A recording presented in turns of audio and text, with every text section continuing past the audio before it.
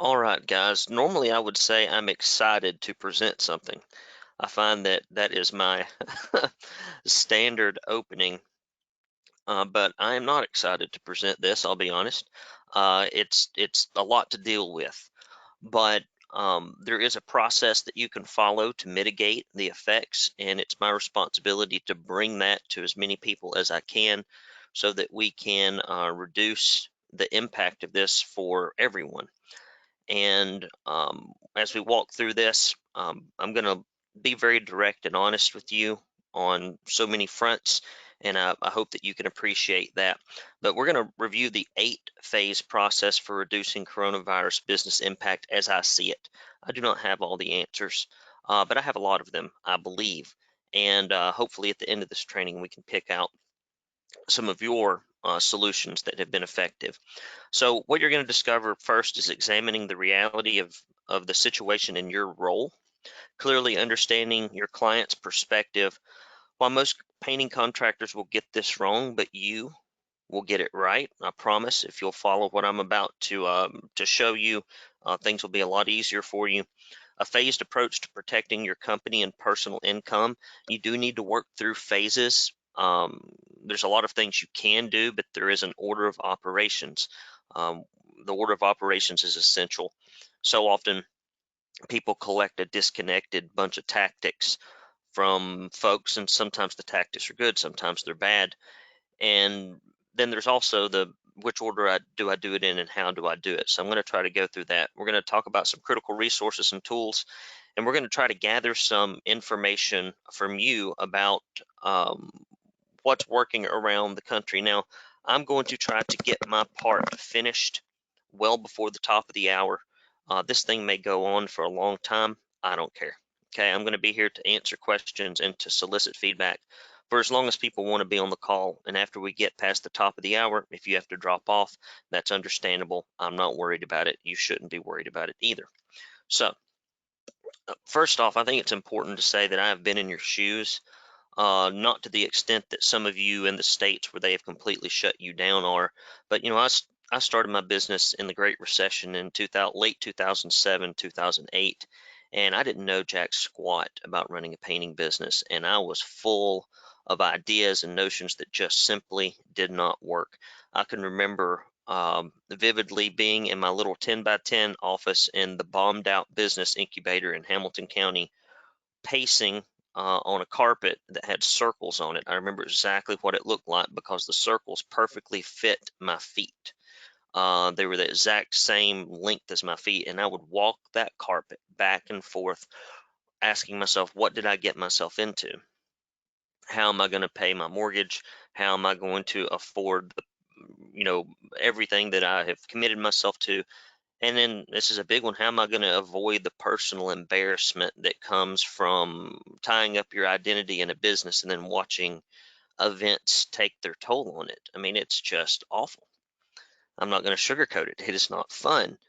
But, I made a lot of discoveries doing that, wasting my money, spending my money, and finally hitting rock bottom, and having to really start engaging in direct response marketing, operational improvements, seeking out tons of resources and courses. I'm a course junkie. You give me a manual and some CDs and some clear instructions and some templates, and I will build a business out of it. I've done it 3 times. And so I found some things that were really helpful to me. Not everyone learns like that, but that's really what helped me.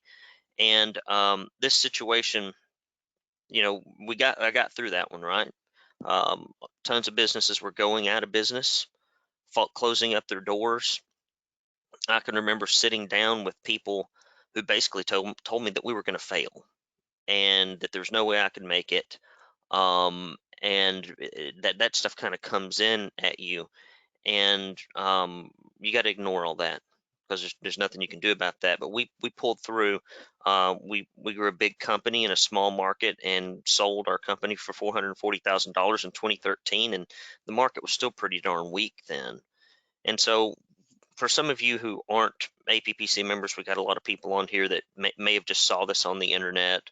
You don't really know me, and I'm not going to go through a big introduction today. But what I will teach you today is based on in-depth um, research. I mean, I've done 1,076 business diagnostics for repaint contractors, and I have field tested and worked with 438 repaint contractors. We have a large group of folks that I help. You've probably seen all of my stuff all over the nation in all of our industry publications and events. The things that I'm going to tell you here are universal. Everybody thinks their business and situation is different. I've not seen much of a difference ever. I mean, everybody wants to hear that. I know from a sales standpoint, I should probably pat people on the head and accommodate them in that opinion, but it's incorrect. And I've seen it work in rural, suburban, urban, Canada, Australia, United Kingdom, Switzerland, New Zealand, franchise independents, $100,000 to um, 50 million. And the reason I say this before we get in here and we're about to move on is I didn't read a cute book and then get on here and create a presentation for you today. This is all from working with people over and over and over again, and I take what I do very damn seriously. Helping a man improve his business and changing um, his self-esteem, his family situation. That stuff's something I take very seriously. So everything that we're going to be talking about today is serious, okay? Hopefully we can have some fun while we're doing it, and I hope we will. But I take this stuff seriously, and I don't dabble in the painting industry. It's exclusively and only what I do. So let's get down to business. And we're going to be moving quickly today. Uh, the webinar has reached the maximum number of 101 attendees. I'm sorry for the 101st attendee. You can't make it in. I apologize. So we are full. I'm going to have to send out the notification to the rest of you. So I'm going to have to click OK on this and move forward. Um, oh, sorry, can't dismiss you. I apologize, guys. This thing is full. I probably should have told people it would fill up. I've told people that before and they never believed me, so I didn't bother this time. So it is full. So hang on, don't log off. Man, this thing's going to keep giving me this error. So let's get down to business. We're going to start moving quickly. So let me set the scene for this training. In full disclosure, I'm just going to let you know as we go through this, I'm personally distrustful of the government. Much of that will probably come through as we do talk about some of these things. I used to work in politics, U.S. Senate, U.S. House, state and local races. These people have been trying to solve the same simple, plain, obvious problems for decades, and they have screwed up everything they've touched. I want to be a team player. I'm not going out, licking toilet seats or doing anything crazy. But I'm always skeptical. Okay. Secondly, because this is a sensitive topic and it's a sensitive time, I'm very logical. I'm not emotional at all. So I'm not very good at giving off the warm fuzzies. And frankly, I feel kind of angry when I think small businesses and their employees are sacrificed, because we always are. We get taxed the most. We don't get the corporate benefits, nor do we get handouts. We were just stuck in the middle, and we have the worst of both worlds in so many ways. And when I watch cities and states shutting down small businesses and trading a lot of certain financial devastation for maybes, it makes me nervous. Now, I may be completely wrong on all this. Maybe this is as bad as they are telling us, but I also distrust the media, just generally speaking. I've watched the sausage be made too long. I don't believe hardly anything they tell me. So a lot of that may come through here. So I'm just letting you know this, so you don't. Well, Brandon, I'm letting you know. Okay. If you need an expert, hire an expert. I do not work for the CDC, people. This is not legal or medical training. Seek professional advice. I'm not Jesus. I'm not Nostradamus. Personally, I think this thing goes on for 2 to 3 weeks, and then mortgage payments start getting missed. House payments start getting missed. Small businesses start getting desperate. People start ignoring the orders because human nature is what it is. And let me ask this thing not to show. I'm sorry it's full. I didn't think about getting a different plan for this one. Um, that's what I think. Okay. So, but I could be wrong. I've learned one thing I have learned in watching all this stuff unfold throughout my life is nobody knows much of anything. And we just have to deal with today and what we know today. So we have a diverse group here on this call today. We have people that are actually members of our organization who are what I would refer to as super implementers. One of the first ones to comment, Eric Crawford's a super implementer. We've got some others on this call that are super implementers, and some of this is going to be a recap. But what I've always been amazed at is how often I will get on the phone with somebody who I know is a super implementer, and they've completely missed something, or they've let something fall apart, or they've forgotten something, or they just somehow, some way missed something very essential, or degraded, or relapsed into the old lazy way of doing things. So for those of you who have it all quote unquote figured out, I hope you'll still find this very helpful. We have some people on here that have implemented some stuff, some so-so implementers, and then we have non-members on the call because I think this is important for the entire industry, and I'm going to make sure that I get this out to everyone. And so if I explain things in APPC terms, I'll try to explain the nomenclature, and then also everything that we're going to talk about here today you can use. Okay, you can use it. It's not going to be hard. You can develop this stuff and use it yourself. Okay, you'll know what to do, and this is all applicable to any type of painting contractor. So let's examine the reality of the situation in your role. Okay. So just as the coronavirus is most dangerous to the old and the sick, this economic climate will be the most dangerous to companies with weak or broken systems and painters' obsessive project-focused mindset.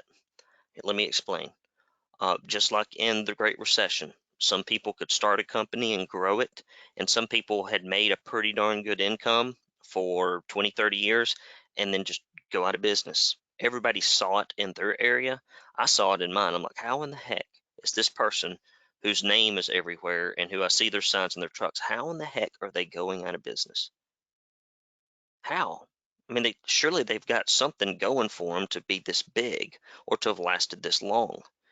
And so sometimes there's a house of cards, and the house of cards looks real good, but then it falls apart. And painters have this thing, and I'll talk about it in a minute, where they are just so focused on projects, projects, projects, projects. And so, it's like if you're in a river and the thing starts swelling, strong swimmers will get to the bank.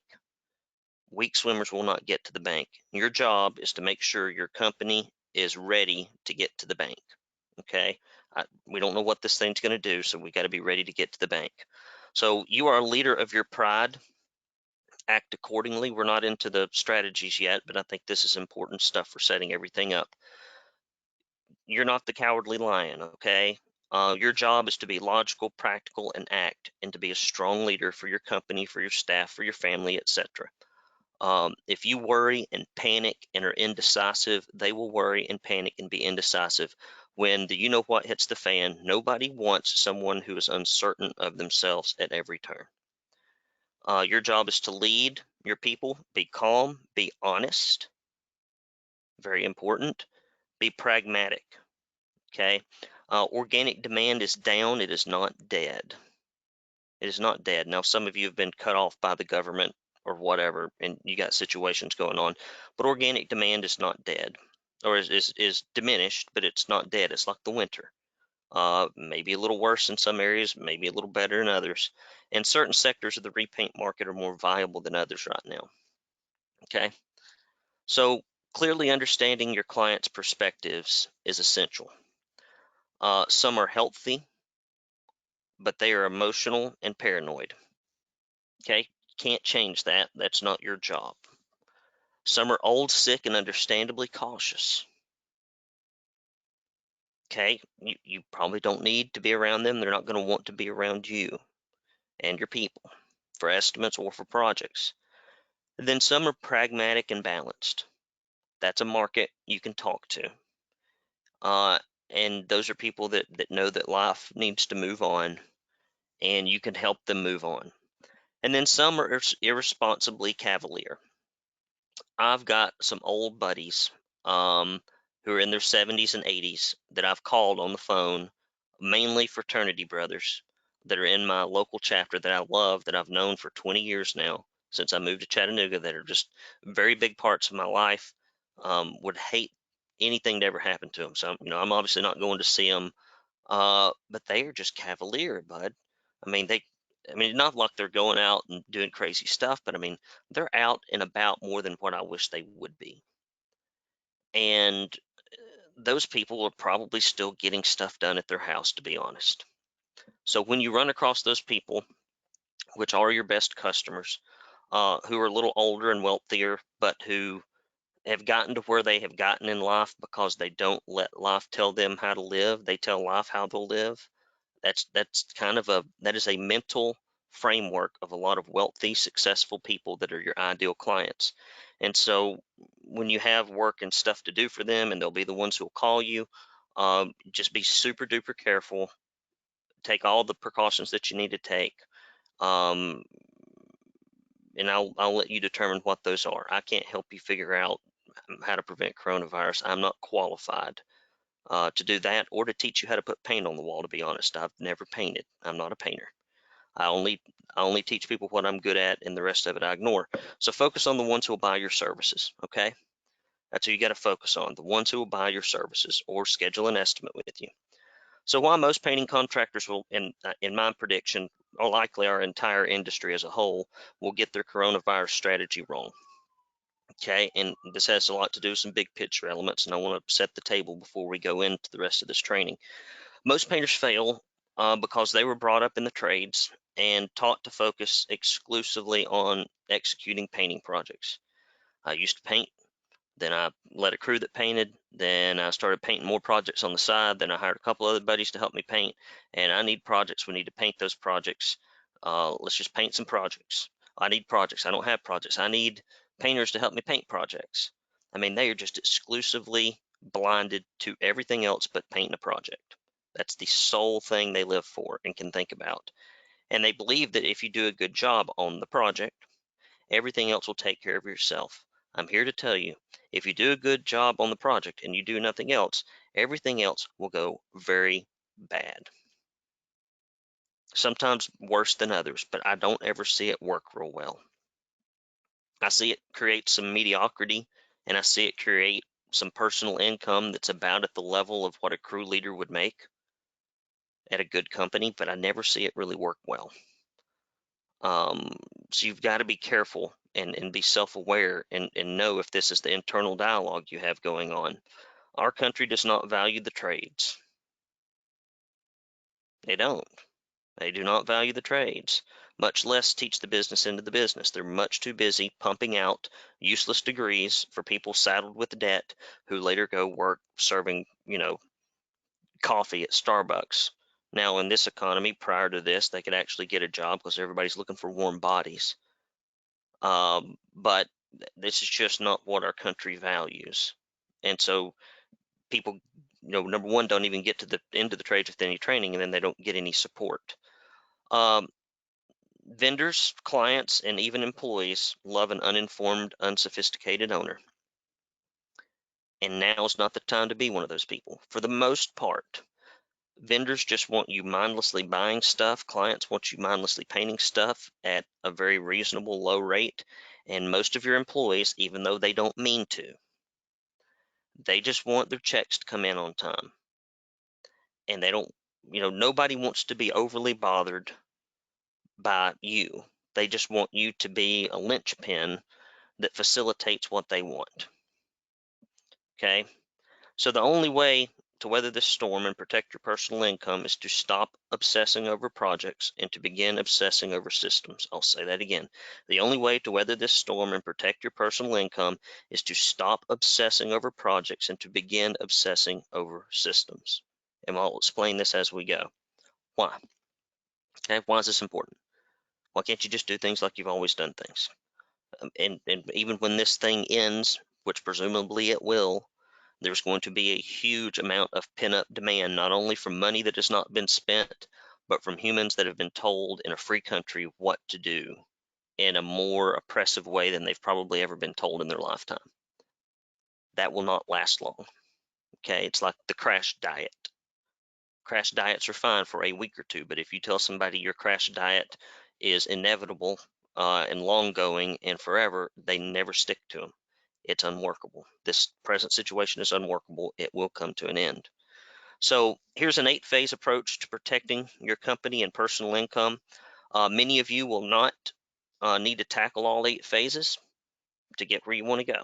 Okay, some of you won't need to, and most of you won't tackle the first phase. That is a joke. It may be the only joke you hear this time around, but you really need to get up and act. Okay, you need to act on this. You need to act quickly. So phase 1, which you probably didn't come on here to hear, but I just know from working with tons of repaint contractors, getting to know them and their personal financial situation, you need to rein in your consumer spending. You do not need more crap at your house, more plastic and metal stuff that comes in boxes from Amazon or from the store, or that rolls on 4 wheels, or that you put on your back is not going to make you happy. And you especially don't need to be putting it on credit cards. You don't, I keep talking, they keep saying, oh, here's the relief we have for corporations is to give them a bunch of money. The relief that we have for the individuals is to give them some free money. What's the relief for the small business owner? Take a loan out. Well, that's not money. That's not something, that's not an asset. That's me obligating myself and paying interest and taking risk. So for most of you, you probably don't need any debt or business loans. Most of you probably don't. You need to avoid that at all costs. You need to delay your gratification. Don't just get a loan and be lazy. Work your ass off, and then if the worst comes to the worst, get some kind of accounts receivable line that's hopefully SBA backed if you can get it in this environment, so that people can, so you can, leverage your accounts receivable. Okay, I really don't even like that. I like over time for people to build up enough cash reserves where they can, be the bank themselves, and start your debt-free journey now if you can. I don't have any debt. My house is paid for. My vehicles are paid for. My warehouse is paid for. If I had to just shut everything down and hang out, we could make it for 4 or 5 years on cash reserves without selling anything. Is that the best strategy ever? Probably not. It's handy in times like these, though. Makes you sleep easier at night. I would start looking into that. You got time on your hands, pick up a Dave Ramsey book. It's worth reading. Phase 2, clear company communication. Okay, we're not getting into money stuff yet, but we're going to set the table for it. You need to be having agenda-driven meetings where you know what's going to happen and you've communicated it clearly with your employees. Don't let them get it from other employees. Don't let them get it from bits and pieces from you. And, like that slide we just had up, everybody's touching the elephant and everybody's got a different opinion of the elephant because everybody's heard just a little bit of the information. They've not seen the big picture. This needs to be your field staff and non-field staff. Your clients, I know for members, I recently set out this short little message that had some spelling errors in it. I noticed after I sent, but that's probably par for the course with me. Um, you have to decide if you need this, and this is kind of different in situations in different markets. You need simple, clear, emailed, mailed, texted announcements. Okay. Um, you need visible, plausible safety procedures. Don't make them overly complicated, because your guys won't follow them. They can't internalize them. Give them a small checklist of here's what you absolutely do. 5, 6 things that are really, really important. If you've got a really advanced staff and they can do more than that, fantastic. But you need to be reasonable. It's hard enough to get a lot of these guys to do a project on budget and to bring back a good customer satisfaction survey and a check and a dual column checklist. Asking them to now add to that becoming health care, well, becoming contagious disease prevention experts is probably too much. So I think you can put this copy into your outbound communication, and that's sales and marketing efforts. I like one pagers. You should probably just print up some one pagers that you put in your sales packets, and maybe in your marketing packet in your mailed newsletters, an article in your emailed newsletters, and then when you are sending out communications, putting a PS at the end of a message or whatever, and explaining something, maybe even putting a link to your one pager online would be helpful. And training your people that are going to answer the phone or set up estimates or book projects. to have short person-to-person scripts. Hey, Mrs. Johnson, I'm glad you're booking the trip. Hey, listen, I know, or booking the estimate. Hey, listen, before we come out there, I just want to, talk about the elephant in the room. Here's what we're doing to make sure that da da da da. Okay. Before we come out to your house, let me make sure I tell you when we start your project the precautions we're taking to da da da da. Okay, have that stuff aligned. Phase 3. Okay, you've got to process your project pipeline profitably. That's a lot of P's, isn't it? Okay, I could have probably put some more P's in that, but that's a lot of P's. But you should process your project pipeline profitably. It amazes me how many people I get on the phone with that do not do this. I was just on the phone with a gentleman 2 days ago who had like a $2 million painting business that was pretty profitable. He was running 20% cash flow to owner. I like to see 30, but he had the big holes, right? I mean, he's making a lot of money. I mean, guy's making like $500,000 a year. Guy's doing good. Uh, but at the same time, he, he never talked to his past clients in the last 12 months, which is just idiotic. I mean, that's just like the dumbest business mistake ever. And he was not tracking his projects to ensure profitability project by project. Outcome was still pretty good, but I mean, those are like two essential things. Sometimes people that have very sophisticated large businesses got there because they've got one of, about 2 or 3 real strong systems, but 5 or 6 other ones are just completely missing, absent, or broken. And so that's where that kind of viewpoint that I bring to the table comes in. Some of you have pretty good businesses, but you're not doing job costing. Well, when demand stops like it is now, and the number of estimate requests slow down and the production schedule gets lean, you can't afford for a project to just be a busy project for your guys, for them to feel like work's not coming, so they're going to drag their feet. So you need simple job costing. You need effective crew packets, scope of work, equipment checklist, problem solving sheet, upsell sheets, dual column checklist, all the stuff that goes in those, customer satisfaction surveys, checklists for how to start a job, do a job daily, and close a job. If you send them out with verbal instructions and no training and no tools, they're going to fail, and it's nobody's fault but yourself. Launching, monitoring, closing out jobs correctly when the job starts, orient them well. If you have one of those production systems where you start every job with the guys, I think that's not the best way to do it. But if you do, do it well. Check in with the guys to make sure that they're doing what they're supposed to, and be there to make sure it ends well. You can't afford, when there are fewer jobs, to have them go over budget. And you should be, if you're not already, running something like a saved labor bonus program to motivate your men and women to come in on budget. I can't tell you how often I get on the phone with somebody who's like, do you do anything for your people if they come in on budget? No. You pay them? No. Do you recognize them? No. Do you, do you have contests? No. Do you do anything? No. Are they coming in on budget? No. Well, why would they?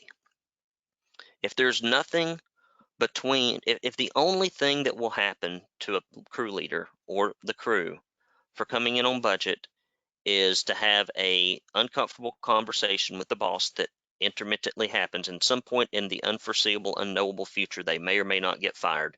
If that's the only constraint and control that you have on your production in the field, it is little wonder that your gross profits aren't at the 45 to 50% level that they need to be. Put controls on these processes.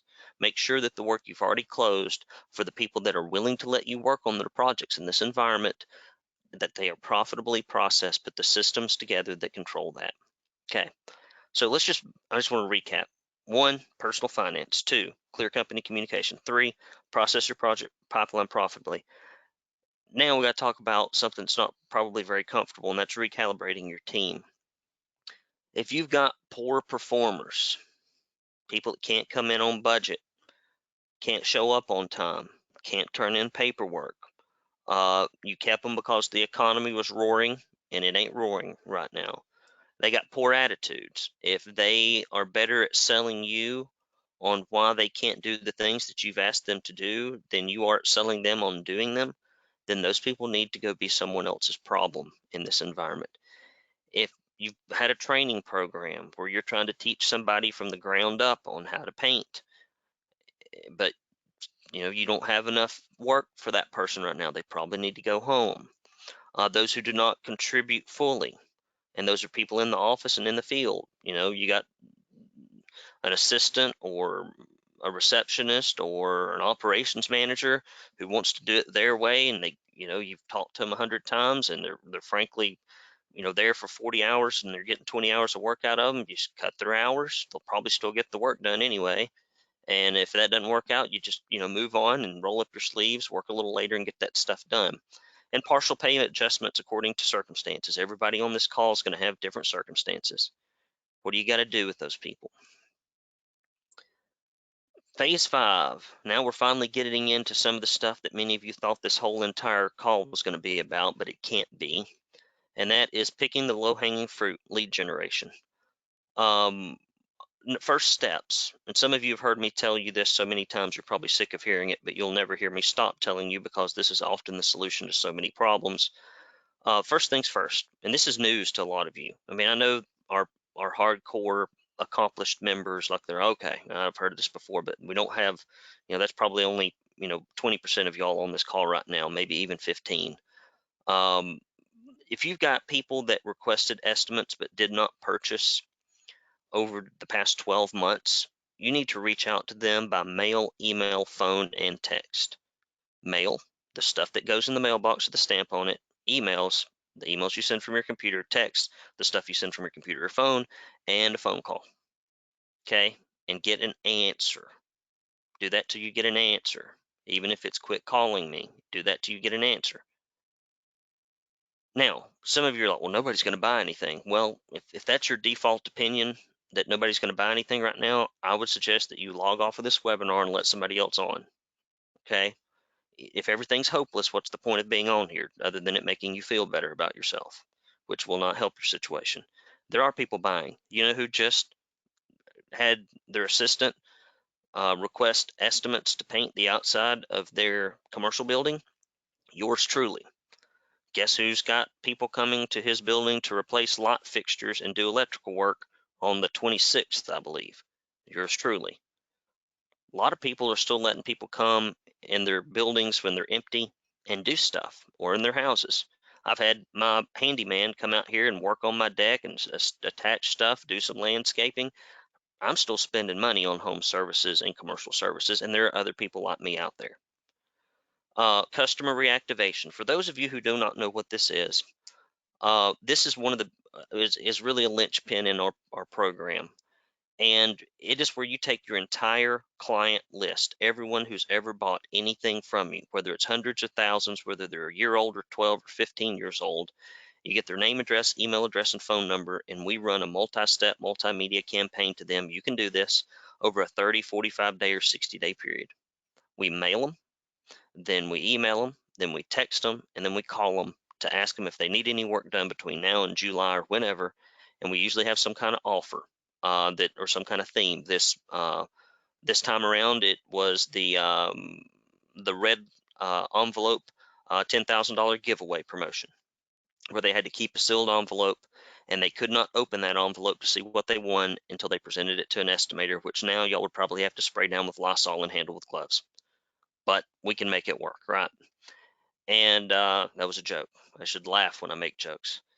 But at any rate, and then we, have a campaign around it. Then we give them 10 days to rest. We email them and mail them. Then we give them 10 more days to rest. Then we do the same thing we did the first time. You would think that's overkill. It's not. You'd think that they would do the painting services after the first phase. They don't. They're dumb, deaf, and blind.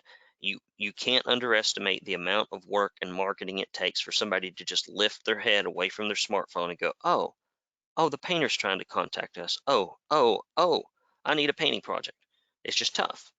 Now, for those of you who are in the middle of this right now that are members, and this is the conversation I recently had with Jimmy Zeski, and I hope that he gives us some feedback on it. I don't know that his results will be indicative of everybody's results. He is in the South. We're not as affected as much. And that is, launch your first phase. Okay, drop the letter, send the email, send the text, make the phone call. If it's working well, if you get a good return on investment, just keep it going. If you hear crickets, pause it, okay? Pause it, push the deadline out 15, 20, 30 days, whatever you think, and just don't even worry about the deadline on the initial stuff you sent out. They won't remember it, I promise. I've seen this done over and over again when people kind of screw up and drop the ball because they're disorganized. And then just wait and then see what happens. And then your at-home monthly newsletter. A few of you that have joined recently have already ran your reactivation campaign, and it's probably too early to do it again, and the environment, frankly, is not ideal for it. Get your newsletter out in the mail. Get it out in email, and even if you're more advanced, get it out in text. Usually there's that, I don't have time to get into it right now, but you can do that. And then backing up here, see this thing that I sent out earlier with all the messaging on it, turn that into a flyer, stick it in your newsletter, okay? All right, phase 5, we're still picking the low-hanging fruit here. This is lead generation continued. Reach out to warm commercial leads or relationships for shutdown work. For example, and some of you have this, I work with private schools. When I ran my painting business, I worked with property management companies. I worked with large employers, and you need to call them and say, hey, I know everybody's at home. You've still got budget. You want me to come paint something? And that also means you need to just call your friends that are gutter installers, that are roofers, that are siding installers, that are window installers, that do flooring, that do cabinets, that do landscaping, that do maid services, and just say, hey, I'm just checking in to see how you are. How's it going? You'd be surprised how many people will come up with referrals and leads for you. And then if you haven't done this already, and many of you have, place all those tradespeople on your newsletter list. It's so easy. And this also includes realtors. This also includes interior decorators. I don't know how that market's doing right now. You won't know till you reach out. But here's the thing. In times like these, when you reach out to those commercial and B2B referral relationship sources to see how they're doing and to check in, and most of the time not even ask for anything, in the instances where that's appropriate and helpful, this thing's going to end one day, and what have you done? You've just taken one more step to cement a relationship. Okay, and then test any net new marketing and direct stuff directly. If you're going to try mail during this environment, if you're going to try pay-per-click, if you're going to try different pay-per lead services, if you're going to try telemarketing, whatever if you're going to try canvassing, don't knock on the door. I don't even know if they'll pick up your stuff.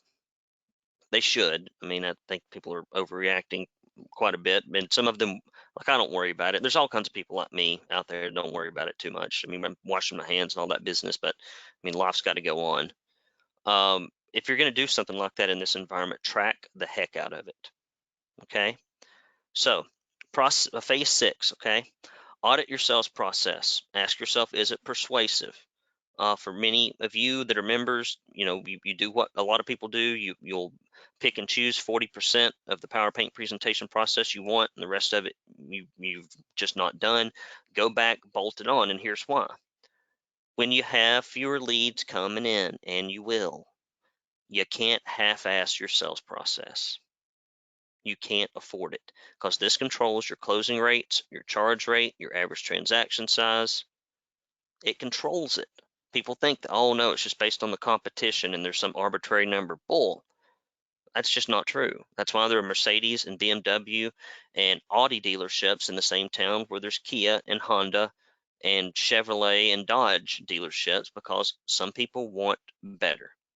If you can't show them better, you can't prove better. If you can't, let them know that you've decreased your risk through good messaging, letting them know that your painters are safe because of background checking, letting them know your tenure, giving them crew bios, warranty certificates, guarantee certificates, tons of social proof from every single project you've ever done, from Facebook reviews, Google reviews, anywhere you got reviews, text messages, positive emails, handwritten notes, pictures of painters with clients that are happy, licensing, insurance, process descriptions of how you start, finish, or start, do, and complete a job, affiliates and certifications.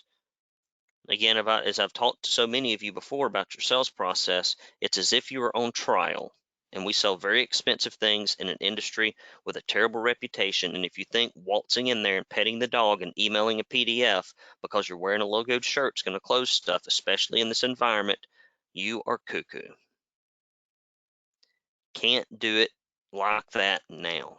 All right? Too important to get the job for your guys, for your family, for yourself. Processes. We need to be doing this type of messaging and using these types of tools. When you answer the phone a certain way with your intake script, you're persuasive, sending them information before you arrive, using gifting and overviews and surveys when you're there, leave behind books, you know, buyer's guides, doing your estimates on the spot, never emailing it, and then follow up. You need to be using 4 mediums and 3 phases minimum. Because guess what, boys and girls? In this environment, the sales cycle is going to be what? Longer. There is uncertainty in the market. They will take longer to make a decision. So if you do your typical email the PDF, make a phone call or two, and then, well, if they want me, they can call me. If that's your follow-up process and thought pattern, that is incorrect. Even in a good economy, it is deadly in a bad one. So if you have to do things virtually, and some of you will, I had one of our platinum members ask me this recently, you got to make it powerful. I think Brian at our Painting Profit Summit brought up a good idea. When you're going to send text, do a little selfie video.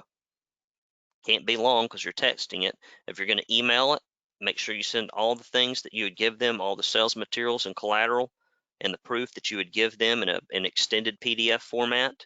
Attach it to the email and do a video. Post it on YouTube as, what do they call it? Unlisted. So only they can see it with a direct link. Upload that puppy, talk about their project, send them that video in an email, put a little screenshot on there.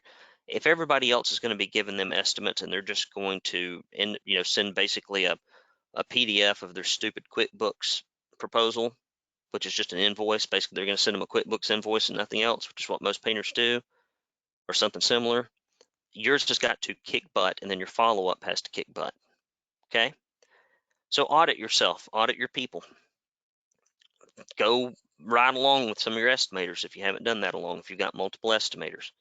Ask yourself, if my estimators modeled what I do, would they be successful? Or am I just relying upon my innate talent and bullcrapping ability to sell this stuff? And some of you have that innate and bullcrapping ability, but it doesn't translate and it can't be taught.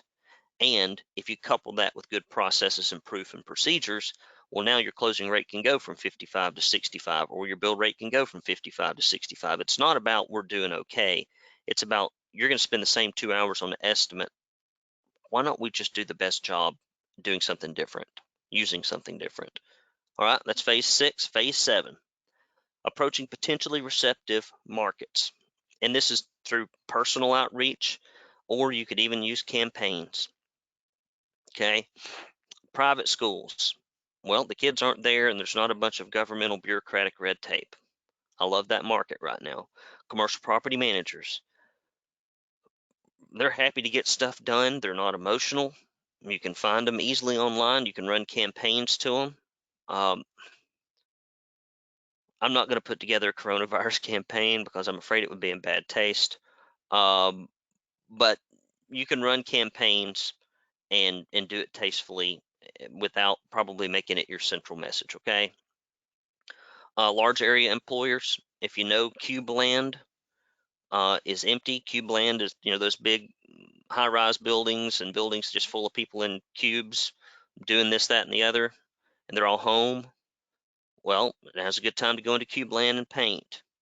And then the thing is if you call people in Cube Land, if you call private schools, if you call, I would say call, I don't think they'll be doing any painting right now in assisted living facilities. I love that as a market as well. Tank yards, fuel tank yards probably aren't going to do painting because fuel costs are down. Who knows though? I mean, try your luck. But the beauty is when you do this trying to get short-term work, guess what? Now you've identified a decision maker. And if you put them on your buy or die list, if you add them to your newsletter list, if you use the commercial prospecting points program to continually go after them, then who cares? It sucks that you're not getting the work right now, but you've done what you can do. You'll find a few lucky projects, but then you'll start building your database of commercial repaint clients, and that's a good thing, no matter the time of year, no matter the economy. Phase 8, tackle important but not urgent systems. So after you have done everything that we've just talked about, some of you will do some of it, some of you do a little bit of it. Even so, all of you will probably have things that could make you a lot of money 60, 90 days from now, 30 days from now. But it's not it's not like catching your world on fire. Nobody's going to complain. It's not going to cost you any money if you don't do it, but it needs to be done. And those are things like, if you personally are not very productive, I'd recommend a book by David Allen called Getting Things Done. Do not buy the audio version. It will not help you. I tell people that all the time. They buy the audio version and say, "Oh, I had to get the book." It's more like a manual. It's less like a book, or it's less like something you'd listen to. It's like, how do you process work effectively as a human? If you are not very good at time blocking, identifying projects, working through them without getting distracted, giving up instead of getting things to completion, now's a good time to pick up a book like that and to help yourself and to help your staff. Now's a good time to begin running. I know this sounds crazy and most people would think I'm crazy, but I've already had many of our platinum members say that they're having great luck doing this because they believe things are going to turn around, and I believe they're correct. Running ads, putting up flyers, putting up signs, talking to people, building their recruitment database. What a better time to build your database than when people are being laid off and scared to death. Good, good, good time. If you don't do any of this right now, you're kind of dumb. Okay, it's kind of a litmus test for being kind of dumb. Website SEO improvements. Internet's not going away. Continue to work on that stuff, things that you may not have the time to do when the busy season kicks you in the butt. As soon as this thing, gets to where life goes back to normal, and I think it will. Online review gathering systems. If you've got a great company, but when you look at it online, the social proof is real meh. Not very impressive, doesn't really reflect the reality of your company. Put some of those crew leader driven incentive systems in place for doing that stuff, and then also get your post sale office driven stuff, which is never as effective but is helpful. Get that stuff in place. Developing process for potential staff hires. Do you need an estimator or a salesperson? Well, now's the time to document and process your sales program so that when you do hire somebody, it's not just, well, watch what I do. So you've got tools and you've got processes and you've got checklists and you've got templates for them so that they can succeed and not fail. It's one of the big reasons people hire people and they fail is because they don't do it well as the owner. Then they hand it to somebody else and there's no tools or support, and then they fail and the owner's like, well, you just can't find good estimators. Well, the estimator could just as easily say, well, you can't find good owners, which is probably more likely the case in many cases, not all. Same things with operations, marketing coordinators, admin people. I throw this here at the bottom. I could probably have thrown it in the production part earlier, but most people won't take the time in an environment like this to do this. If you're not using production rates, if you're just going out and guessing stuff, you need to start using production rates. You need to develop those. If you're in the APPC, if you want me to send you the module on that, I'm happy to do that. This is a good time to do it.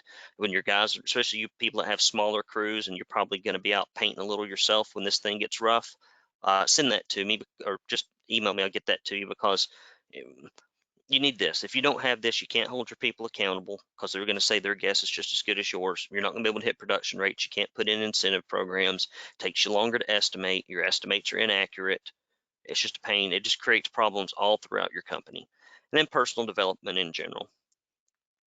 And for some of you, heck, maybe that means going on a vacation. I don't know. I don't know where you'd go. They just closed down the beach where we rented our beach house, and we're about to get a refund for it for spring break, which, anyway, let's just move along. So, do you know the metrics that matter most? Now's a good time to know them. Do you know the metrics that matter most? And that is basically inputs go into processes and they create outputs. And there's honestly, if you see this process, how there's an input before it? Well, before that input, there's a process, like it's all linked together. Processes create inputs. Inputs go into other processes, they create outputs, okay? So you got to understand these things, because the system inputs are what end up, if your income's high, it's because the systems are good. If your income's low, it's because the systems are bad. So these are just a few. You don't have to scribble these down. I'm going to give you an opportunity to email you some of this stuff. Gross profit percentages, customer satisfaction survey results. I would have added, which I didn't add in here, which is kind of foolish, the percentage of your repeat and referral businesses as an overall percentage of what you do. Cash flow to owner percentages, weekly, monthly cash flow projections, personal net worth and safety. I'm not going to read these, it gets boring. But these are kind of like the numbers. And there's what, like, I don't know, maybe 20 of them that really matter. And they don't have to be tracked in any kind of complicated way. You need to know these. So to summarize, if you're into taking screenshots, I'd take a screenshot of this and I'd print it out and I'd stick it by my computer for the next 30 to 60 days. Implementing critical business systems instead of focusing on painting projects is the only way to truly reduce the effects of coronavirus on your business, and it's only attainable through significant, quick action. And that is the gospel right now.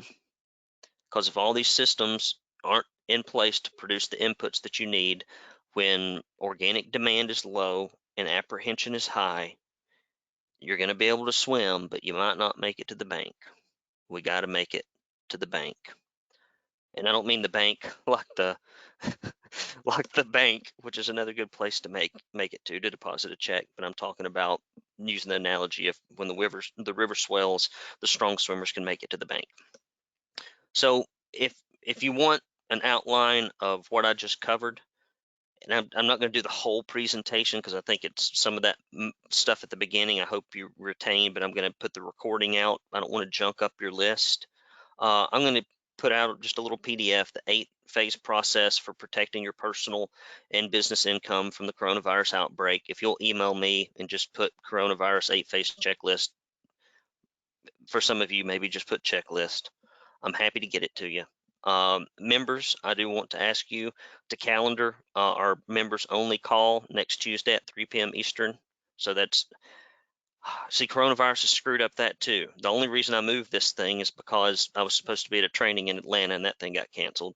And then I had to move my platinum calls, and now they're moved and I don't really need them to be moved. And so it's just, this is coronavirus. And if you're not an APPC member, but you need expert guidance, if you'll mention it in the email, be patient. I'll try to help you in some way or get on the phone with you.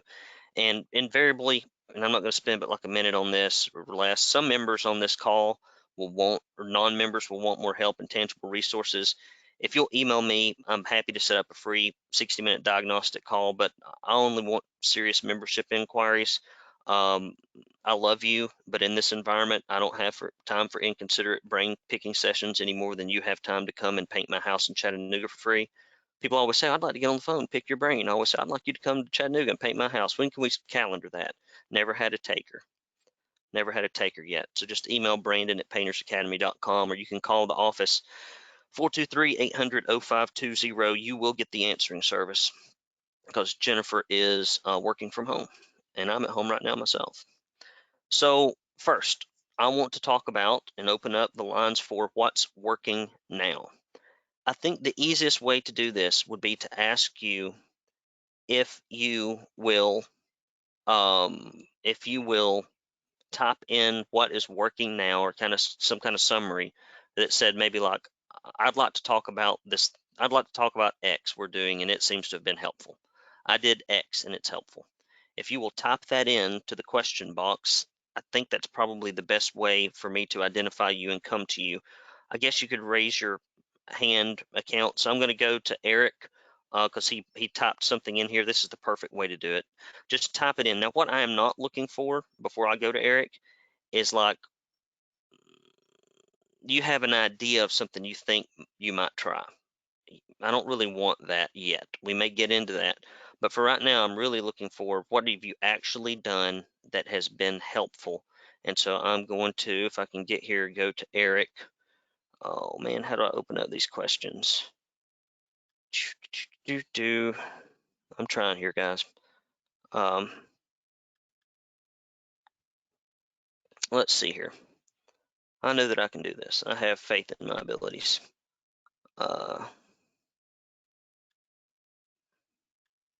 One moment, fellas.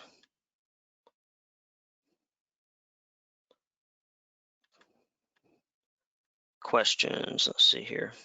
Aha! I found it. All right. I'm going to go to Eric here. So I got to go to attendees and find you. And there's so many attendees on here, it's kind of hard to find people. Eric Crawford, there's 8 of you. Which one are you? Oh, gosh. Is this the real Eric Crawford? I Hello? don't know. Yep, there you go. Okay. Okay, it's you. There's like Eric Crawford's in here 3 times. I just got lucky and picked the right one. I don't know. I guess I was desperate to get on this call. I want to make sure I had a spot. You signed up for 3 spots, so 2 people weren't able to get on because you wait. Great job, Eric. Okay. So go ahead. You said that you reached out to all your commercial accounts. Talk about how that went. Yeah, I mean, at the beginning of the week, we were pretty desperate and feeling jobs were getting canceled. Obviously, residential interior is not a great time for us right now. So I got on the phone probably Tuesday and Wednesday and just started calling or property managers. We had 2 projects that we thought were in the works, but we confirmed them. 2 big exterior projects for condos.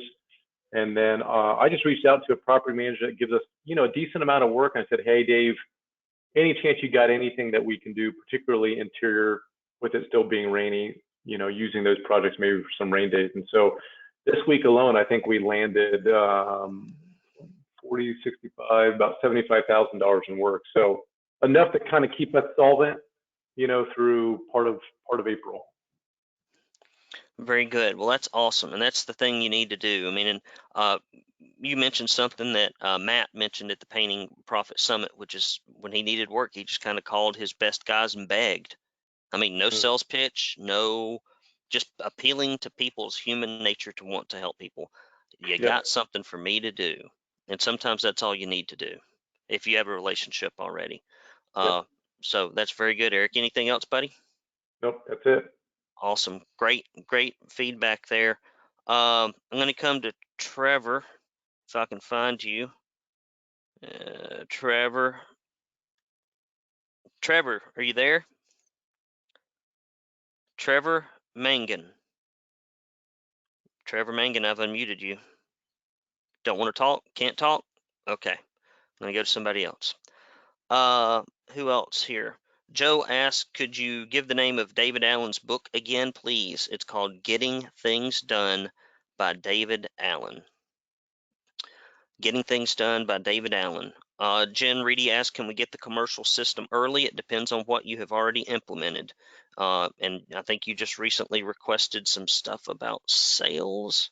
So chances are you're probably not there. We need to pick the low-hanging fruit first. I think that's about phase 7.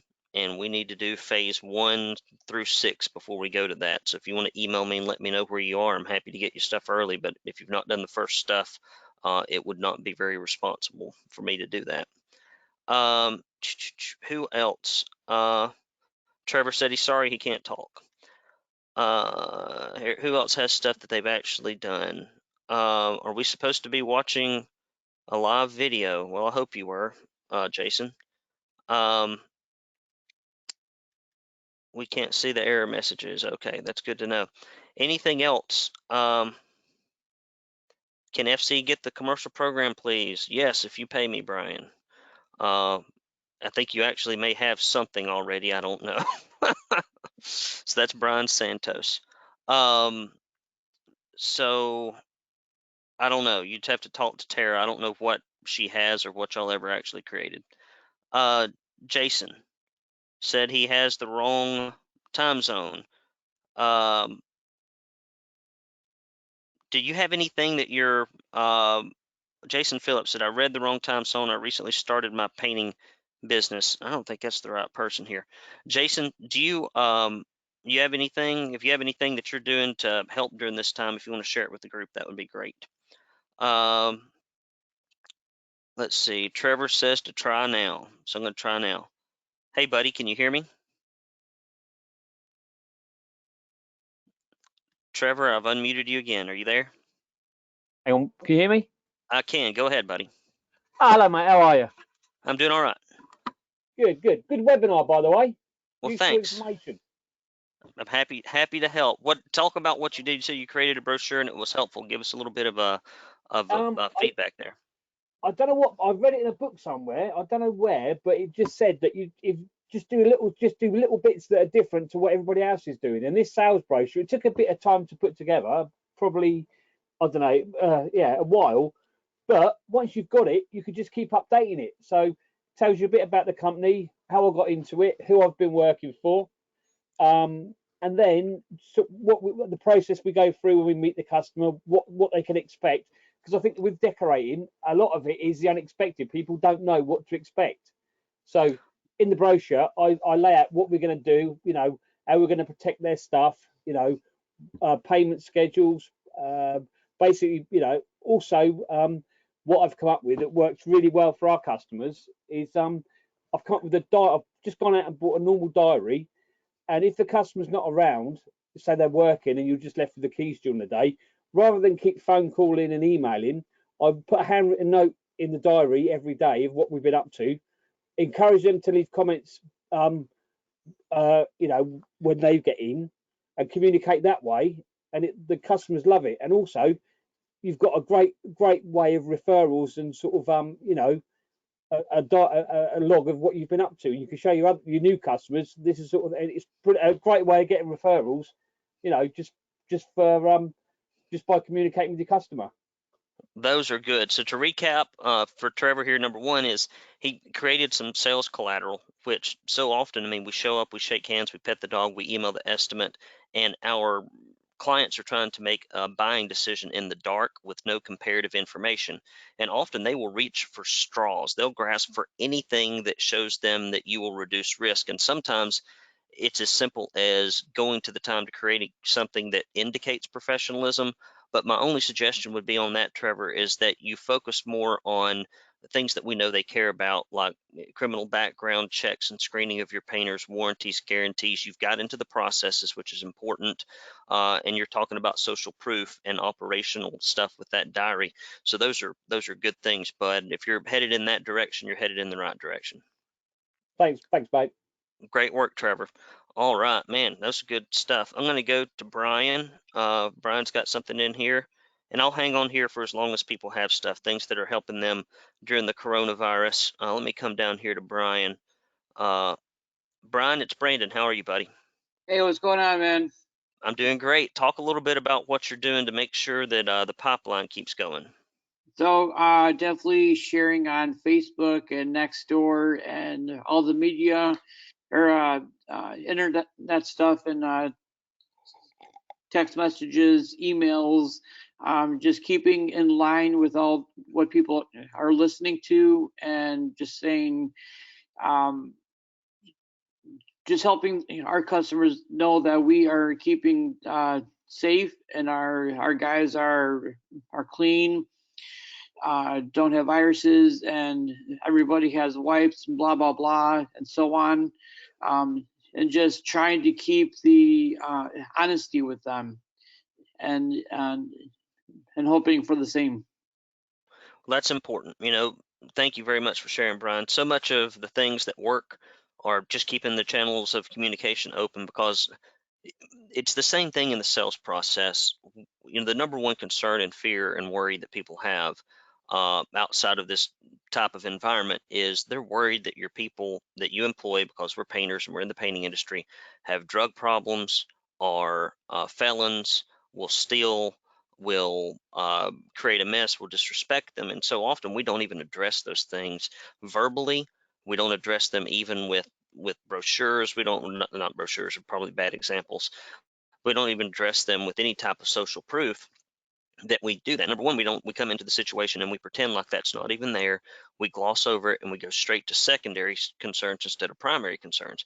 So right now, what's the primary concern? It's that whole safety around contagion. And so that's got to be addressed. But guess what? That does not relieve you of the obligation to then address the other items. Okay, the other items that are always there. So here we go. Let me go to Jason real quick here, if I can find you in this sea of people. Man, it's easy to scroll past people. Go ahead, buddy. Jason Phillips. Hey, Brandon. Hey, buddy. Hey, Brandon. Thank you. So, one of the things that we're doing is on the marketing end is we're proactively, because our inbound call volume has gone down. The phone is still ringing, but it's not ringing as much as we need to. We've also had, some cancellations of appointments go up. We've had a few jobs reschedule for later, but so what we're doing is we're doing outbound marketing via phone. For now, we are going to be additionally doing text and email campaign. I filmed a video around the Sherwin-Williams Paint Shield product. Not that it addresses the coronavirus in particular, but there's a heightened awareness now of germs. And that is an amazing paint that actually kills germs. If you guys don't know about it, you should look into it. It's worth offering. And then what we're also doing, there's the keeping people safe part of it. And I'm assuming that most everybody's got that covered. But there's also setting your customer or your prospect's mind at ease that you're keeping them safe. And there's that perception also. So one of the things that for instance, our salespeople are doing is the moment they pull up to the house, they grab their clipboard, they get out of their car, and the homeowner, is looking out the window, pulling the curtains back, seeing who pulled up, who's going to be walking to their door. Well, we grab our hand sanitizer right there as we get out of the car. We sanitize our hands, put it in our pocket before we walk to the door. And then before we actually go in their house, if we need to go in their house at this time, we put those little disposable booties over our shoes, and we don't, we keep a distance and don't have any direct contact. So just trying to maintain safety, but also doing it in a way that our customers see that we're doing that as well. So that communicating it in what we do, not just what we say. I mean, gosh, we've all got blog posts out there that say what we're doing, but not too many people read those. But when you actually give them they see you actually acting it out, that really helps put their mind at ease. Yeah, I completely agree with that. I mean, it's number one, you cannot underestimate, or you can't underestimate how, or overestimate, I don't know how to put this. People don't remember squat. You can email them, call them, tell them 15 times. You've got to tell them the same thing over and over again. You got to show them when you get there. You got to hand them a piece of paper with it. You got to put it in if something's critically important, they got to see it and hear it and watch it 5 or 6 different ways. Otherwise, there's just not enough messaging for it to really seem like y'all are taking any steps. Anything else that y'all are doing, Jason? It's awesome. You watch your inbound call volume go down, so you start reaching out to the client list to augment that, and then that there are issues around perception, and you address those directly. Anything else you can think of? I would say my next piece of advice would be to place a higher value on every lead opportunity that you get. Exactly. There's gonna be less people calling, but the people that are interested, you want to make sure that you get their business and not someone else during this critical time. Absolutely. And and to summarize on that, thank you so much, Jason. That is awesome. I'm glad that you came on here and told us that. Is if you really do believe that you've got a better painting product and a better painting service, and if you're going to protect those people better than anyone else, and you are training your people to be safe, to put up plastic, to wear gloves, to wear booties, to do whatever it is you're going to have them do, then you owe it to the client to convince and compel them to use you. And if you don't feel strong enough about what you offer to ask people for the business and to put together a good sales process, then frankly, you probably aren't the best fit for them anyway. And so during this time, you really got to do that. Anybody else have anything that they want to share on what is actually working in the field? Not what I think, not I got an opinion about it, but anything that you have done or are doing that is actually helpful. I don't mean to be so direct about it, but a lot of times people just want to talk about stuff that's not very helpful. Here a second, we come to Robert. 1 second, Robert. I'm scrolling down to try to find you. Robert, go ahead, buddy. Hi guys. So I got on the phone with a lady who has a large job for us and has been waiting for about a month and a half. I called her to ask her if the building is closed, and it was closed. So I said it was, the right time to do it. She agreed, and so on. We haven't closed the deal, but I also, on the same call, I told her, just so you know, I'm getting all my staff tested. And she said, well, that is great. And she really, really loved it, and so on. So we managed to get on a second phase, or a closer to closing the deal with her. She said she's not the one in charge of signing the contract, but she's going to push it because of that. So that was maybe something we all can do. Yes, and the good point, that's great, Robert. Thank you for sharing that. So sometimes here's something to keep in mind, guys. And if you got anything else, just write it in the question box. That's the best way. And just, if you could describe a little bit about what you want to talk about in a sentence, that's fine. So we always sell the same services, and they always buy the same services, and for the most part have the same needs. So sometimes in your mind, it becomes very difficult to think about, why should I reach back out to somebody? And just as I learned when I did major gift fundraising, coming up with excuses and reasons to contact someone is essential. Excuses and reasons to contact people. And honestly, you could use this is the building empty pitch for all kinds of people. Hey, I'm just calling, a lot of our commercial people that own businesses, like their buildings are empty. And now, a lot of times people want to get the painting done during this 2 weeks. It probably won't last more than 2 weeks. Do you need anything painted? So you could get your guys busy. Is that going to solve your long-term problem? But no, that's a good thing. Andy, I'm going to come to you. And I think this is a really good question, and I feel so sorry for you. Andy, it's Brandon. How are you, buddy? Good, Brandon. How are you? Ask your question.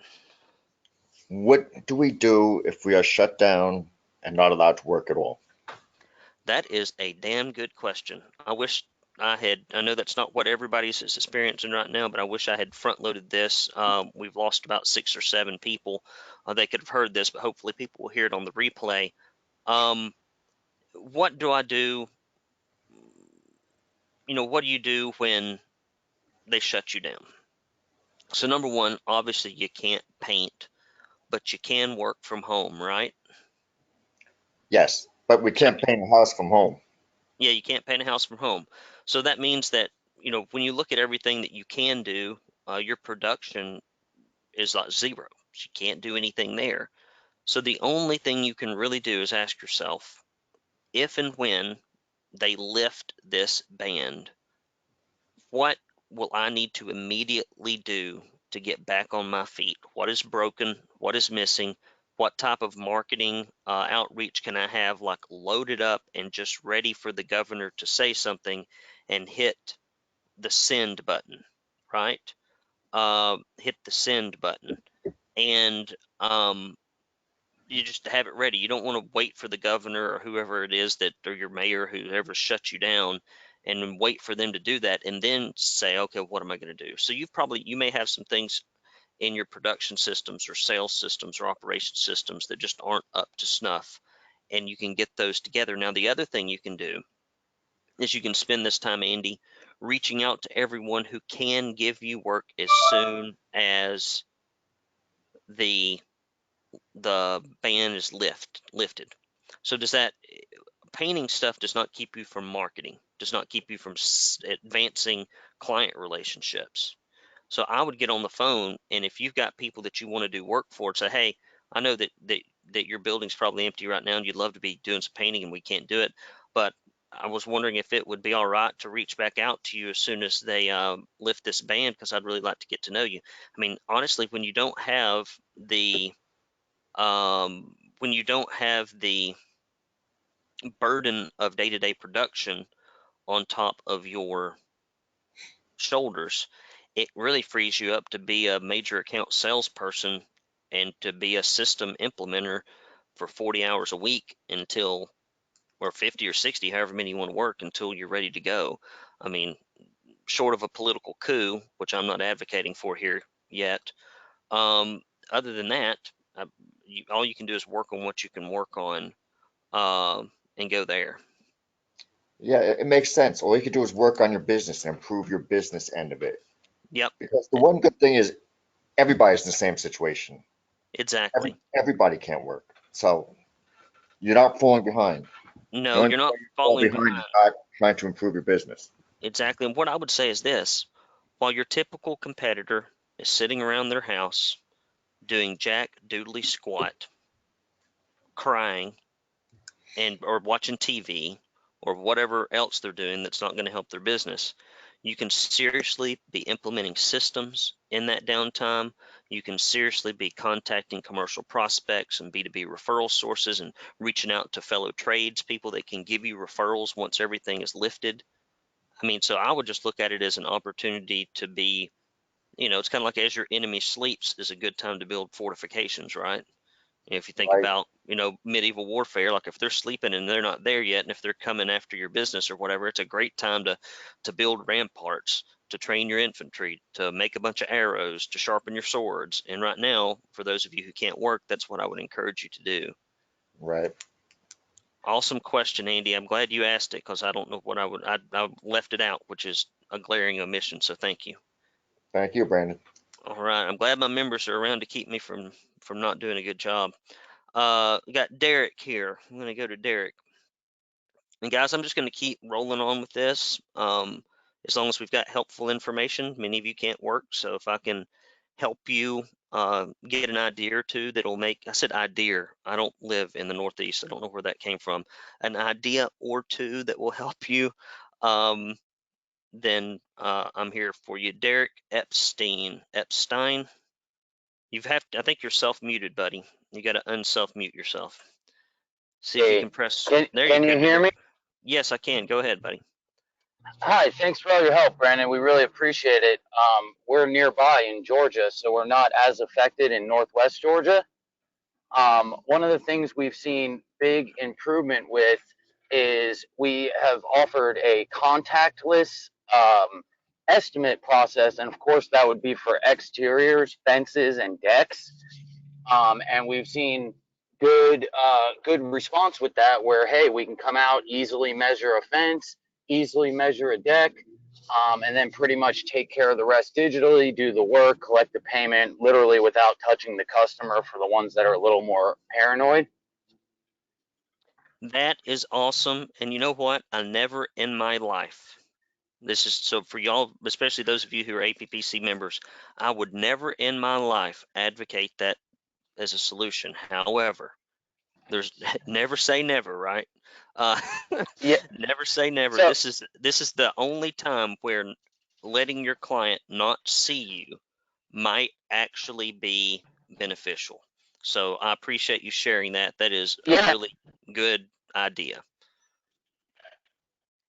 and Next. and the last part, like most of us, we've seen a huge drop off or at least pushback on anything that was scheduled for interior residential, and even as far as some of our commercial customers, like your one of our commercial customers is Kroger, big company. They're actually limiting the exposure of outside people, but to add to that, we've seen a good uptick in fences and decks just in general, just because it's sort of a lower price point, good profit margin. And when people are afraid to say, hey, maybe we're not going to do a $5,000 exterior, well, what can we sell them? I've discussed with my guys, what can we sell them that maybe is, $1,000 or a $2,000 job, but has good margin. So I just wanted to add that in. So it's kind of a double 2 for 1. That is absolutely right. So smart, bud. Oh, I'm glad that we're not in a highly populated area so far. Luckily, I'm in Chattanooga, just up the road from you, and they did shut down. And this just breaks my heart because I love my gym that I go to. I got friends there. It's like a big part of my life.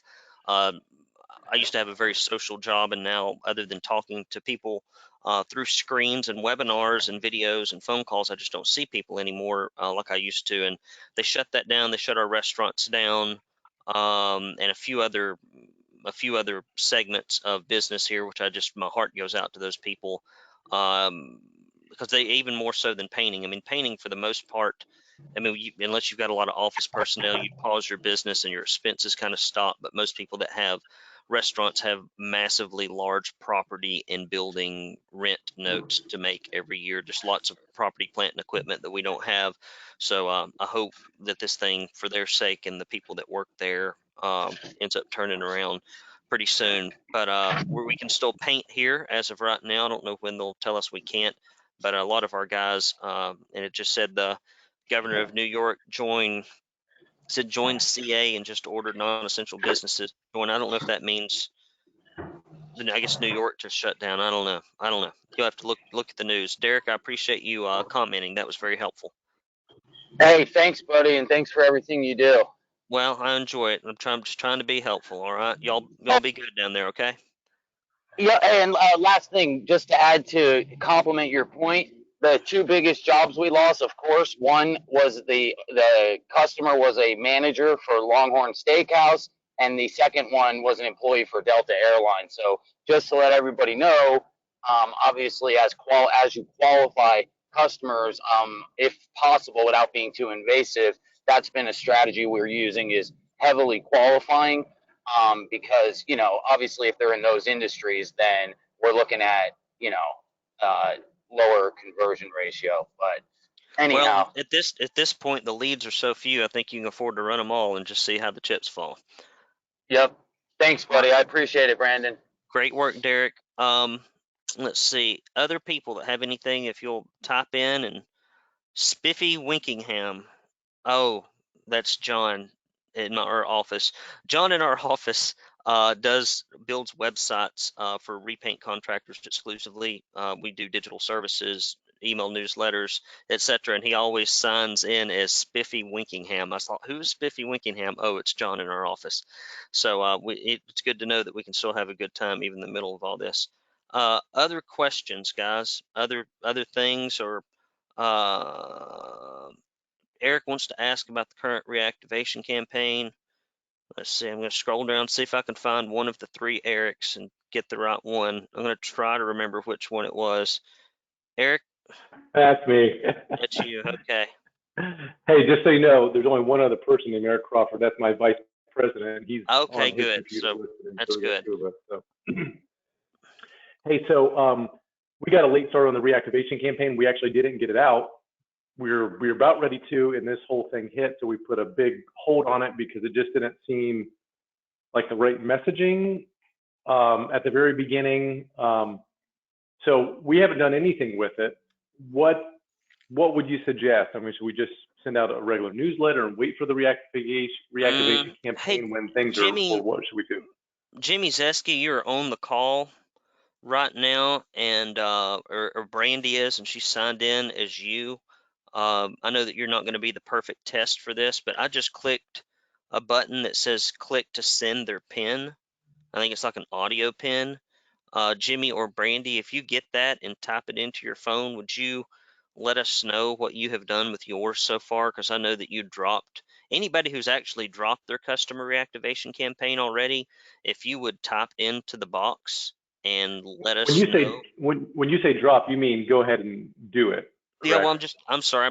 The reason I'm asking is, I don't know, Jimmy may have hung up, or may not be here. He looks like he's here. I can't really tell. But we've had some people that have dropped theirs and gotten work already. Hmm. And so they're not on here. So we're in the middle of remarketing campaign, second letter and second email. Should we keep going? Joe, would you tell us if you actually have gotten any work from that? You've done the first.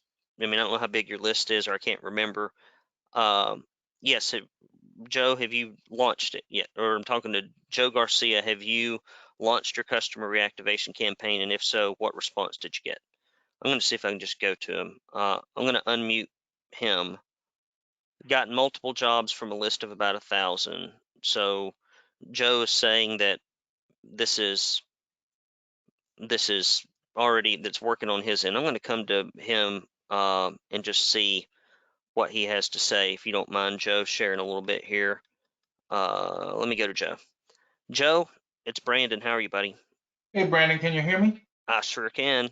Tell me how big was your list? When did you drop your reactivation? When I say drop, I mean launch. I shouldn't use the word drop because some people think that means to quit. In my mind, I always say drop.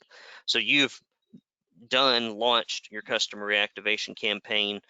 What has happened so far with yours, and when did you launch it? Yes, sir. Launched the campaign well over a month ago.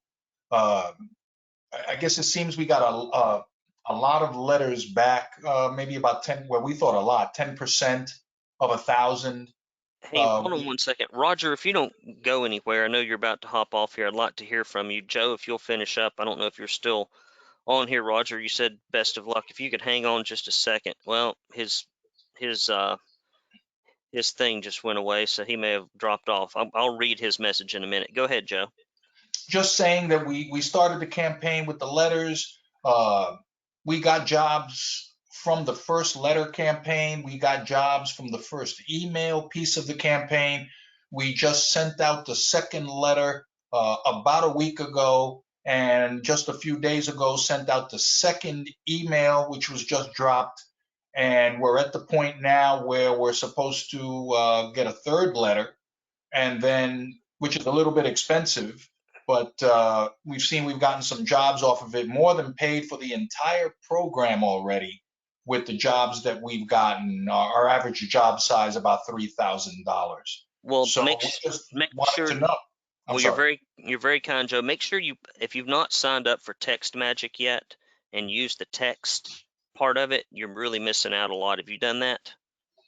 We have not, but we want to text later this week, early next. Yes, do it. Go ahead and do it because if you don't incorporate text, which is really supposed to be done in that first round, you're going to miss a lot. Did you get around to the phone calls? We did, yes, I forgot to Okay. mention them, but we did. It was just overwhelming with the phone calls, so we didn't complete all of the phone calls before sending out the next letter campaign. We thought it was important to get the letter back in Yeah, the mail and keep it going. So what I would advise that you do there is twofold. Number one, send out the text and then go back to your list and start with the phone calls that you couldn't complete, or like it says in the module, go to there's a lady, if you don't have this, email me, Nettie at Syntex. If you'll email me, I'll give you her information, and you can have them complete your phone calls that you didn't get through. Thank you very much. Yeah, we're going to probably need that help, even though we've slowed down a little bit, so it does give me more time to make those calls. But Excellent. we saw the calls very effective as well, because you get people on the phone, you get them talking, and then they end up telling you what they're about, and very often it leads to a job. We got jobs off the phone calls as well. Excellent. Yeah, it all works together in concert, Joe. Man, that's awesome. Thank you so much so I hope that answers your question, Eric. I'll just go ahead and do it. We can't wait on everything to change. Roger wrote in and said, not a question, but we appreciate your webinar. STP is carrying on business as usual the best we can. Only advice we could give would proceed business as usual, and customer reactivation is most important right now. Majority of work we have landed this week is only due to customer reactivation. New leads are slim. Wish you all the best. So, that's from Roger. I can't remember. There's somewhere between $15 and $20 million. So I'd take that advice. Jimmy, who I can't come. I can come to Jimmy now. Jimmy, go ahead, buddy. Hey, Brandon, how's it going? Man, I'm awesome. How are you? Oh, doing well, trying to make it. We're doing good. But we are, I know you mentioned this earlier in the webinar here, and we did send off our first reactivation letter on Monday. We've gotten a few quotes booked off of it. People are excited about the envelope, opening up that envelope, and we've ready to give some prizes out, of course. And we were getting our email ready to send out here shortly, and then we'll text tomorrow. So we're going to keep moving on with with the reactivation. I don't know how, you know, in hopes that it's going to do some. We're going to have to push our deadline back, of course. Yeah, that's fine. I Um, mean, just whatever you got to do. And like I said, they don't notice. Nobody has that on a calendar but you, I promise. yeah, that's right. Maybe a few people, like if they picked it up and they noticed they'd missed the deadline, might not, be as excited, but I wouldn't worry about that. So that's good. It's, yeah, as soon as you drop that, because you're kind of like a case study, and you are, because you do everything with best practices. If you would, as soon as you drop your email, text, and maybe get through your phone calls even, or maybe just your email and your text even without phone calls, if you'd email me and let me know what's happened, it'd be great for me to push it out to the group so that folks would know that, yes, I mean, this is your lifeline during times like these. This is your That's right. absolute lifeline, and you cannot fail to reach out to those past clients. That's right.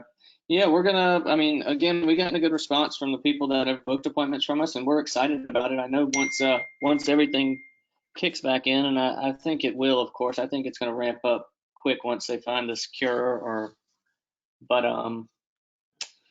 we're excited about it. Hopefully it's going to be our best campaign ever. Awesome, bud. Keep positive and keep doing best practices, and whether you end up having your best one ever, if you can have your second best one ever in an environment like this, you will have done something. Hey, can I ask one more question, Yeah, Brandon? go ahead, buddy. So as far as employees go, what do obviously they're not going to be working at their full potential right now. We're ramped down a little bit. My estimator is still, she's definitely not, booked out with quotes. And our project manager is still, we've got some exterior stuff going on, but if this goes on for any length of time, I guess, what do we do as far as, I just wanted to get your opinion as far as keeping them paid, or what do we do in that case? Well, you've got I mean, there's a wide spectrum of things that you could do. Number one is just business as usual, and you're going to have higher expenses. Number two is to ask them to work reduced hours. Mhm. We're just doing estimates Tuesday through Thursday, and kind of like what I would refer to as a um, reduced, not a complete furlough, but some kind of a partial furlough. Um, One thing I specifically I would do with your sales representative is, if she's got fewer estimates, give her more time for each estimate. Stress to her the importance of using every process, spending time with people, that when we have fewer estimates, we've really got to close the ones we have. So if you typically gave her 2 hours for an estimate with travel time, or 2.5, maybe you give her 3. Maybe she only does 3 estimates a day. We did that call with one of our members, DeFrancesco, the other day, and if I'm not mistaken, and I could be misremembering this, I think he only gives his sales reps 2 calls a day, and he says, I want you to close them. And they're very deliberate and very thorough. So, I mean, I think between a partial furlough and then some additional training and giving them more time with the estimates on the sales side, you might be able to get something going on your production manager. You might consider putting her on the phone with commercial accounts, or doing something else, and say, hey, we're kind of slow. Could you help doing X? I know you don't have as many projects to manage. How about we spend 2 hours a day doing this other thing that might generate a lead? That might be an idea as well. Okay, perfect. Yeah, we just obviously nobody knows how long this is going to go for. We're in a good position to keep them on payroll. Fortunately, the employees that we have, but just didn't know. Just wanted to get your opinion. We value it a lot. Well, thanks, man. I value your feedback. I'm glad y'all are here. We're gonna make it through this thing. Like I said earlier, maybe 2 weeks of this, maybe as much as 3. I mean, people are going to come out with pitchforks and torches. I mean, it's just not going to go well. The American people are not used to having their freedoms curtailed, and hopefully we have not yet been cowed so thoroughly that we act like a declining European country. So it is my hope that we can get some solutions to this and also get back to work. All right, Jimmy, thank you so much for that. Appreciate it. Anything else? We're going to see if we can get through a couple of more couple more. Thank you, Santos. I appreciate that, Brian, for the kind words. Let's see here. Anything else, guys, that you have any like strategies on, things that would help? Because we're about an hour and a half into this thing. All right, I'm going to take my last question here. I'm going to go to Robert, and then we'll probably wrap this thing up and try to get the recording out. And then, of course, if any of you have any interest in getting the cheat sheet, if you'll email me and be patient, please, we'll get that thing to you. All right, here we go. Robert, go ahead, bud. Hi. So there was a gentleman who touched on this in a different way, but I have a specific question. I'm in California. We've this morning been asked not to go out and work. We can go out to the pharmacy, walk the dog, go help a friend. We can go out to the grocery stores and very limited things, but we can go out. So my question is, do we go? I haven't sent out. I have everything prepared for the campaign right now, the $10,000 campaign, or I'm calling it the no peeking campaign. Yeah. But I have everything prepared. My question is, do we go forward with it and just ask the customers to meet me for the estimate later on when this whole thing is banned, or do I My just guess in that wait 2 weeks because we don't know how long this is going to yeah, be? my specific it's a little different with residential clients than it is commercial clients, for example. So, because commercial clients are they think out further, they can calendar stuff on their calendar, they're professionals. Everything that a residential homeowner does as it relates to painting or home improvements, kind of ancillary. It's like, well, I'll go to work, I raise my kids, I hang out with my wife, I do whatever. And oh, by the way, when something needs to be fixed at the house, we fix it. But it's tertiary. It's not a main thing. Well, a project manager or a facilities manager, getting something painted is work. It's actually a primary thing.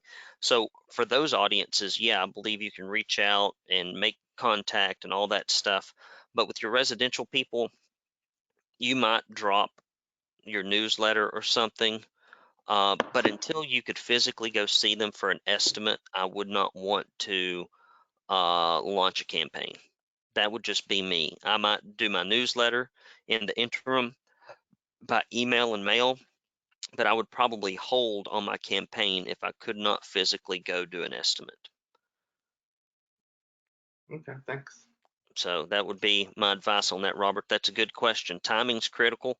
So in closing, guys, I'm going to go back to what I said previously, and I'm going to show you this, and I hope those of you who didn't take a screenshot of this will, and that is this. Implementing critical business systems instead of focusing on painting projects is the only way to truly reduce the effects of coronavirus on your business, and it's only attainable through significant, quick action. So please, guys, don't sit on your hands. Don't cry and moan. Go out there, fix stuff, build things, implement things, take action, make things happen. If you do this, I know we're going to be okay. This can't last forever. Love all of you. If there's anything I can do for you whatsoever, let me know. I'll be sending this out to everybody. God bless. Bye-bye.